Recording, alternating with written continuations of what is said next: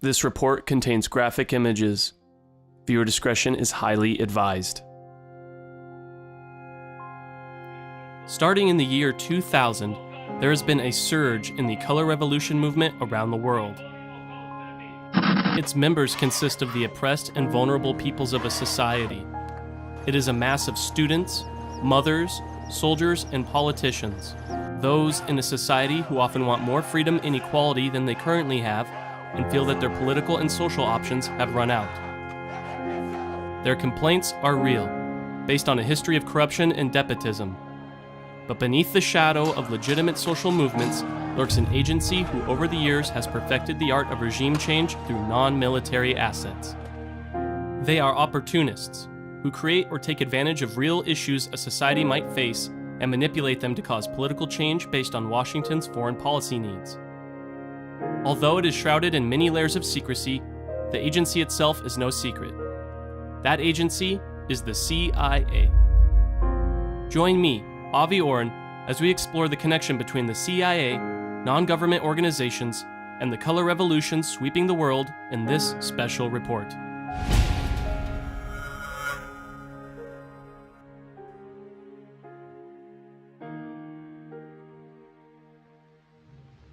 This is a CBS News special report. In the pay of the CIA, an American dilemma. In a moment, CBS News correspondent Mike Wallace. Good evening. The very fact of this broadcast is proof that something is seriously wrong, for whenever you hear about an intelligence operation in progress, that operation has failed. The past 3 weeks have seen a curious kind of domestic spy hunt, Americans exposing Americans. The magazine Rampart started it by revealing that for 15 years, the CIA has secretly financed overseas activities of the National Students Association. But then there came to light a fantastic web of CIA penetrations into other private organizations of American citizens. Tonight, we'll trace that web of CIA entanglements. Like all spy stories, this one will have its fascination. But we hope also to pose some questions for the American public to ask itself and its leaders.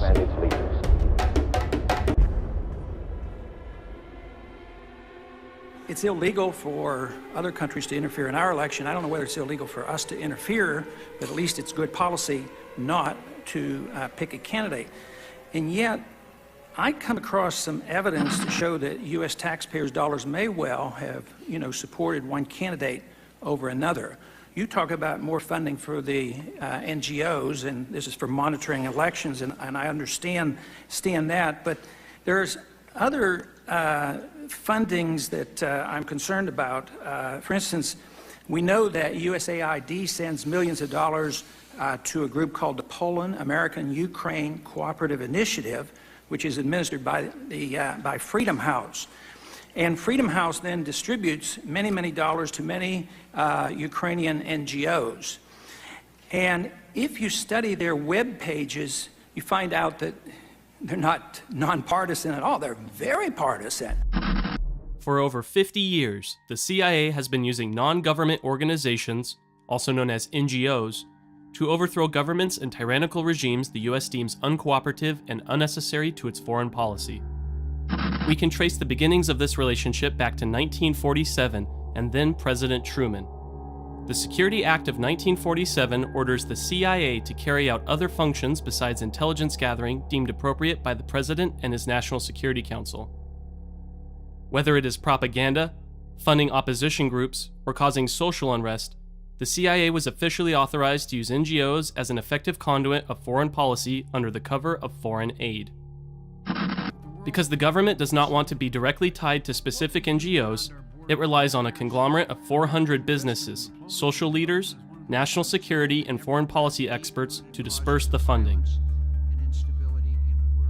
The name of this conglomerate is the U.S. Global Leadership Coalition, or USGLC, an NGO sponsored in part by Congress with a budget of $49 billion in the year 2014. Its main objective is to push the political agenda of Washington domestically and abroad by dispersing taxpayer money to specific NGOs whose goals are in line with the administration's. The USGLC receives a majority of its budget from the U.S. government, also known as the base funding, at around $44 billion. A small percentage, at around $5 billion, comes from the OCO, an office of the Department of Defense. It then takes that money and disperses it to other NGOs so closely tied to the US government that the two are often hard to distinguish from one another. Beneficiaries of the US GLC include the Millennium Challenge Corporation, United States Agency for International Development, the National Endowment for Democracy, the National Democratic Institute, the Albert Einstein Institute, the International Republican Institute, the Open Society Foundation, formerly the Open Society Institute, and many others. Out of all the NGOs listed, there are 3 well-known accomplices within the US intelligence agencies. All 3 organizations claim to have helped strengthen democracy around the world, the term strengthen democracy usually replacing the term regime change. The first of these 3 is the Millennium Challenge Corporation, a quasi-government public sector NGO that has a budget of over $1.3 billion annually from the US GLC. Its political involvement includes the Ukraine, Mongolia, Armenia, and Moldova, among others. Some interesting members of its board are John Kerry, the Secretary of State and Chair of the MCC board, Rajiv Shah, Administrator, USAID, which is another NGO, and Mark Green, President, International Republican Institute, another NGO. The second NGO is USAID, another quasi-government public sector NGO that has a budget of over $1.5 billion annually from the US GLC. Its political involvement includes Tunisia, Egypt, Libya, and Lebanon, among others. Some interesting members of its board are Rajiv Shah, Administrator, Mark Fierstein, Associate Administrator and former State Department employee, and Susan Reichel, Agency Counselor and also a former employee of the State Department. The third NGO is the National Endowment for Democracy, NED, an NGO so closely linked to the CIA that it's banned from operating in many countries. NED has an operating budget of only $103 million it obtains from the US GLC, but has other financial assets privately donated by wealthy interests in government agencies like the CIA and State Department. Its political involvement includes Venezuela, China, Cuba, and Serbia, among others. Some interesting members of its board are Elliot Abrams, Council on Foreign Relations member and Deputy National Security Advisor under President George W. Bush, Marnie Levine, Vice President, Global Public Policy at Facebook, and Carl Gershman, President of NED, who is also a representative of the US to the UN Security Council. By subjugating the duties of foreign policy from the government into the private sector, the United States freed itself from public oversight and the messy casualty reports associated with more traditional forms of regime change. Since NGOs are operated privately from governments, they are allotted more privacy in the way they conduct operations, thus shielding the US government from having to admit any involvement in color revolutions. Today, we look at how these organizations shape and influence social movements abroad, how the CIA uses its expertise in conjunction with NGOs to train and mentor opposition and rebel groups, and finally, how the United States hijacks authentic social movements for its own political gain, often at the expense of the people they're supposed to be aiding. Bill, could you just tell us a little bit about the scorecard of U.S. foreign policy since World War II? Well, we've attempted to overthrow more than 50 governments. We've succeeded about 30, 35 times. In the process, we have caused the death, directly or indirectly, of a few million people. I can't be more exact than that. It depends on how you define the U.S. responsibility. It's very complicated, but a few million people have lost their lives as a result of these overthrows and invasions and bombings. Late in the year 2000, times were difficult for Serbian President Slobodan Milosevic. Although at that time he was busy accepting his presidential victory, little did he know it would be his last election. He spent the last 8 years fighting to prevent Slovenia and Croatia from gaining independence from Yugoslavia, while participating in ethnic cleansing and committing crimes against humanity. He ushered in the most violence Europe had seen since World War II and carried an estimated death toll of 140,000 civilians in the regional conflicts. Then, in 1999, he faced NATO forces in Kosovo and endured a heavy bombing campaign in Yugoslavia, which forced him into an agreement with the United Nations, handing over control of Kosovo to the UN. While dealing with military conflicts, Milosevic also had been fighting with protest and public disobedience in Yugoslavia since 1991. He also was accused of war crimes in Kosovo and creating a police state while infringing on human rights domestically. A group calling themselves Otpor, translated Resistance, was a student-led uprising who staged massive anti-government rallies after the US-led NATO bombing of Yugoslavia during the Kosovo War in 1999. Before the NATO bombings, Otpor led anti-government protests and often made anti-government propaganda in an attempt to subvert President Milosevic's state-run security apparatus. Već 10 godina pokušavam da skinem ovu fleku. Verujte mi sve. Pouzdano, sigurno I nepovratno skida ovu I slične mrlje. Vidite? During the US-led bombing codenamed Operation Noble Anvil, Otpor ceased all of its anti-government activities and laid low until the bombing ceased. By the summer of 1999, Otpor returned to the political scene with a focused vision of nonviolent revolution aimed at President Milosevic. Through a successful campaign of humor, nonviolence, and unity among many Serbians, Otpor had secured Milosevic's secession from power by the end of October that year, with only 2 lives lost in the conflict between them and government forces. There is no question about the success Otpor experienced when removing Milosevic from power through nonviolent protests. But where did Otpor get its funding and training? And how did Otpor become so successful where many others failed?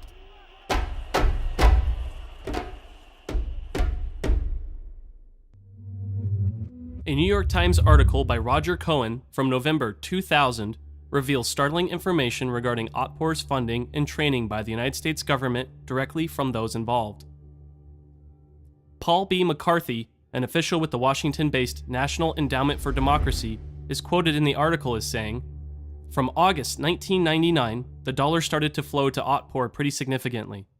Of the almost $3 million spent by his group in Serbia since September 1998, Otpor was certainly the largest recipient."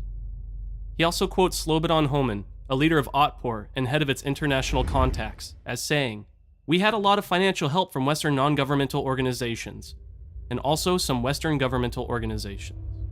Donald L. Presley, the assistant administrator for the United States Agency for International Development, says that $25 million was appropriated for the year 2000. Several $100,000 were given directly to Otpor for demonstration support material, like t-shirts and stickers.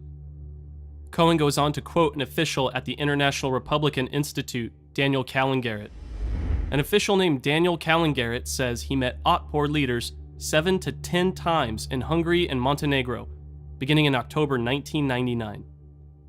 Some of the $1.8 million the Institute spent in Serbia in the last year was provided directly to Otpor, he says. By this fall, Otpor was no ramshackle students group. It was a well-oiled movement backed by several $1 million from the United States. Cohen goes on to say, Calengarret's organization arranged for a seminar at the luxurious Budapest Hilton from March 31st to April 3rd. There, a retired United States Army Colonel, Robert Helvey, instructed more than 20 Otpor leaders in techniques of nonviolent resistance. This session appears to have been significant.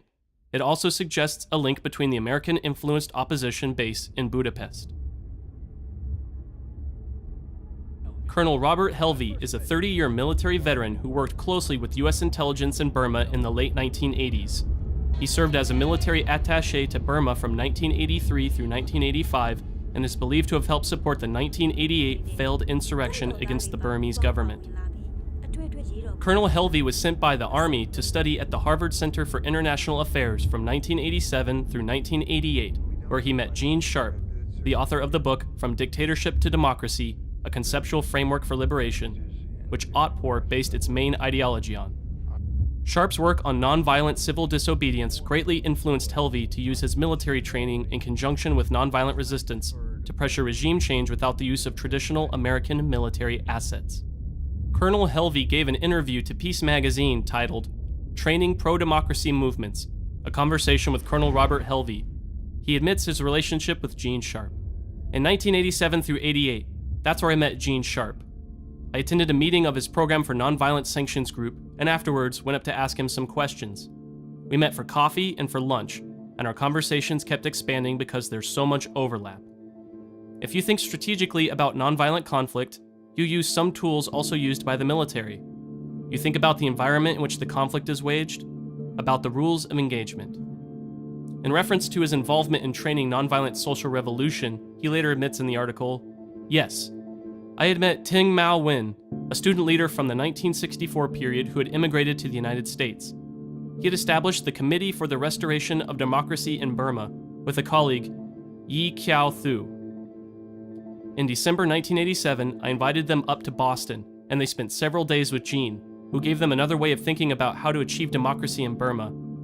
Later, they went back to the Thai-Burma border, taking that information with them, and explained it to representatives from several opposition groups of the National Democratic Front." The same methodology Gene Sharp and Colonel Helvey tried to perfect in Burma in 1988 would be refined over the next decade and implemented into the social unrest gripping Slobodan Milosevic. After the successful overthrow of Milosevic in 2000, Otpor, backed by US NGOs like NED, set their sights on another former Soviet state.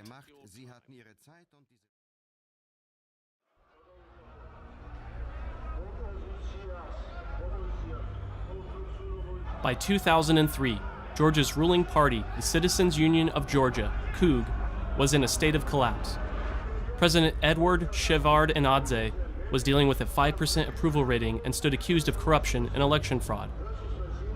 His political party, a mere shadow of its former power, lost key members to the opposition party in rapid succession. His party started to collapse in the year 2001, when the Minister of Justice left the CUG party to form his own opposition party. After 2 years of losing seats normally held by CUG in the political structure of Georgia, pressure began to mount against the president. During this time of political chaos, public protests and march began on his regime. Much like the protest in Yugoslavia in 2000, the student organizations led the protest and organized events with the intention to overthrow Georgia's president. He resigned from office after 20 days of protests in 2003, including pressure from the Western NGO leaders like George Soros, who ran the NGO the Open Society Foundation. Although this appeared to be another spontaneous grassroots color revolution inspired by the events in Yugoslavia and the real suffering of people in Georgia, there were greater forces at work behind the scenes. The most successful anti-government rallies were orchestrated by a student-led organization named Kamara. Translated means enough. You may notice how similar the logo is to the Otpor logo. That is because leaders of Kamara were trained by Otpor and Western NGOs like the OSF before the mass protests. Kamara leaders received their training from the Liberty Institute, which was funded by the OSF, and were sent to Serbia in April of 2003 for training by Otpor leaders. In the book Defeating Authoritarian Leaders in Post-Communist Countries by Valerie J. Buntz and Sharon L. Wolchik, the authors state that, in January 2003, the Open Society Institute supported meetings between the Serbian opposition and the Serbian youth movement, Otpor, on the one hand, and the Georgian opposition on the other. According to Ivan Marovic, one of the founders of Otpor, a phone call came from Tbilisi out of the blue in mid-2002 asking for assistance in the defeat of the Georgian president. This led to a series of exchanges between the Georgians and the Serbian activists, sometimes also involving Slavic democratic activists, that began in January 2003 and that were facilitated by the Open Society Institute. Marovic and Slobodan Dijnovic, also a leader of Otpor, played particularly important roles in these exchanges. They go on to state, Kamara, together with the Liberty Institute, held summer camps in 2003 and various seminars that trained approximately 1,000 students in protest techniques. Kamara not only worked in the campaign, supported turnout on election day, they also formed close collaborative relations with the ISFED, the International Society for Fair Elections and Democracy, funded by Western NGOs, the Liberty Institute, and the National Political Movement. The student-led protest by Kamara were almost identical to the Otpor protest 3 years earlier in Yugoslavia. They had similar organizational structure, slogans, and pamphlets that instructed protesters on how to act and dress. Kamara, like Otpor, heavily relied on foreign aid, assistance, and training from the United States to complete its objectives. It recycled the same methodologies from Otpor and even included its logo into their revolution. At this stage in the post-Soviet color revolution uprisings, Otpor was becoming a powerful tool for the Western intelligence agencies and NGOs. It had a proven, non-violent methodology that was highly effective. It was more economical than traditional regime change, and it allowed the United States to deny any involvement between itself and the protest groups.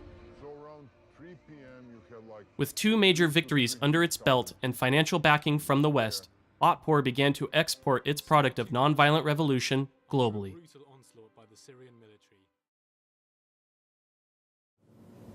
How would you really describe U.S. foreign policy?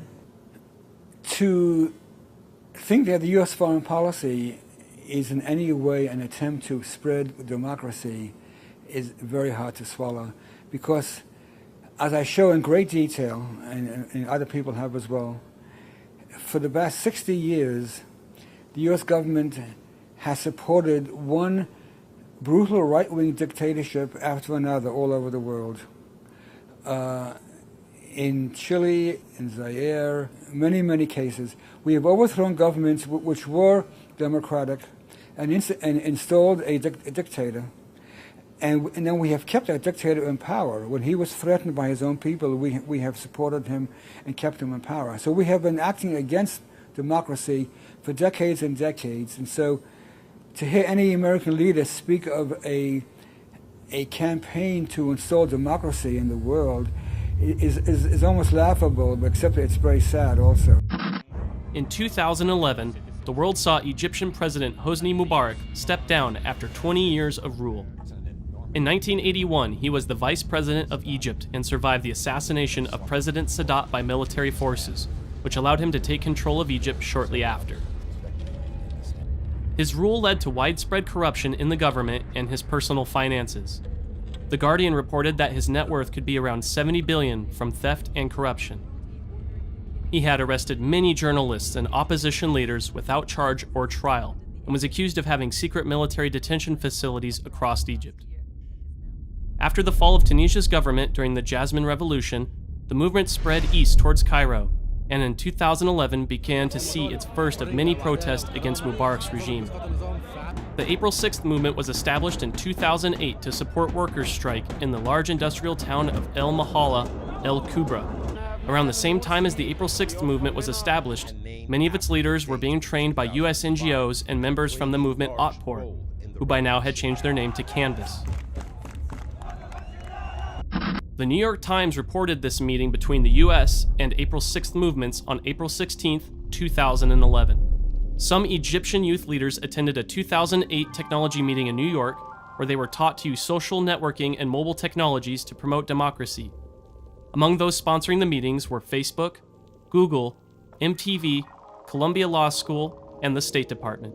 It goes on to say, "We learned how to organize and build coalitions," says Bashem Fateh, a founder of the youth movement that ultimately drove the Egyptian uprisings. Mr. Fateh, who attended training with Freedom House, said, "This certainly helped during the revolution. While we appreciated the training we received through the NGOs sponsored by the US government, and it did help us in our struggles, we are also aware that the same government also trained the State Security Investigative Service, which was responsible for the harassment and jailing of many of us," said Mr. Fateh, the Egyptian activist. The people that suggest that there was a big master plan behind this revolution, they don't know what was going on in the streets of Egypt. We have witnessed what our country had become. We wanted the changes, and we wanted them to come from us. We want to be the creators of our own destinies, to fight for our rights. I cannot believe that the Americans can influence millions of people. As Mohammed Adel speaks to the camera, the Otpor logo can be seen over his shoulder. And at many times during the protests, the now infamous black fist of the color revolutions can be seen. The unanswered question remains, do the protest leaders know they are being used by US NGOs and by Otpor as a tool to enact Washington's foreign policy? Canvas has also been known to release pamphlets to protesters explaining how they should dress and behave at the events. These same pamphlets have been found in every color revolution. They are in English, Arabic, Serbian, and many other languages. and some are even claiming they have been discovered in the Kiev protest recently in the Ukraine. Putin rolls into the Crimea, violating international law. What do you do? What I do is not have USAID and the National Endowment for Democracy working with U.S. taxpayers' money to knock off an elected government in Ukraine, which is what they did. I wouldn't try to force the people of Ukraine into a deal with NATO against their interest or into a deal with the European Union, which is against their economic interests. So it's the USA's fault that Putin rolled in? We made him do it? You have to... Bill O'Reilly, if you don't believe in cause and effect, I don't know what I can do for you. All right, I'm just asking you, is it America's fault? Did America provoke Putin to roll into the Crimea, in your opinion? Well, you have to look at what happened. The U.S. has been involved covertly and behind the scenes with the CIA, with the National Endowment for Democracy, and USAID to stir up trouble in Ukraine. All right. Now you've got neo-Nazis that are in control. While the crisis in Ukraine is still unfolding, many of the telltale signs of a US-backed color revolution are plainly visible. Because the Ukrainian revolution is still developing, verifiable information is hard to come by. As the days pass, more and more information is being revealed and should be analyzed with the utmost scrutiny from Ukrainian and American citizens alike. Since Ukraine's independence in 1991, the United States has supported Ukrainians as they build democratic skills and institutions, as they promote civic participation and good governance, all of which are preconditions for Ukraine to achieve its European aspirations. We've invested over $5 billion to assist Ukraine in these and other goals that will ensure a secure and prosperous and democratic Ukraine. Among many allegations by US lawmakers and activists, the internet became inundated by this image of a pamphlet being dispersed at rallies in Kiev. It's almost identical to the pamphlets used in Serbia, Georgia, and Egypt. Although it has not been completely verified as authentic as of yet, it does leave a lingering feeling that something more sinister is happening behind the scenes. While it is a fact that US taxpayer money is being used to violently and non-violently overthrow governments of entire nations, we ask the question of how long we can maintain this behavior. Is it really within the best interest of the American people, not government, to keep supporting these politicians and NGOs who willingly manipulate other citizens of sovereign nations? Does this seem like a behavior of a nation who thinks that they are the good guys? Or are these practices by the CIA, NGOs, and White House proof evident that we have lost our way as a society? While almost all color revolutions are based on legitimate issues and frustrations of the people who start them, it's obvious they are anything but spontaneous or without US involvement. Thanks to government whistleblowers and WikiLeaks, what used to happen only in the shadows has been forced into the public spotlight. But the question still remains: in what direction will the American people allow their country to go? And will they stand up for what they view is right, even when it contradicts the behavior of their own government? One of the tricks is making everybody busy. Okay. Because when people are busy, they don't have time to be afraid. Sounds crazy, but this is exactly what they do in the military training. Okay. So the way you're doing it, nonviolent struggle, is actually you create this group identity. You want people to feel each other. You want people to be dressed in similar clothes. You want people to sing because songs make them work together. You want to have drums there who will give the rhythm to your march.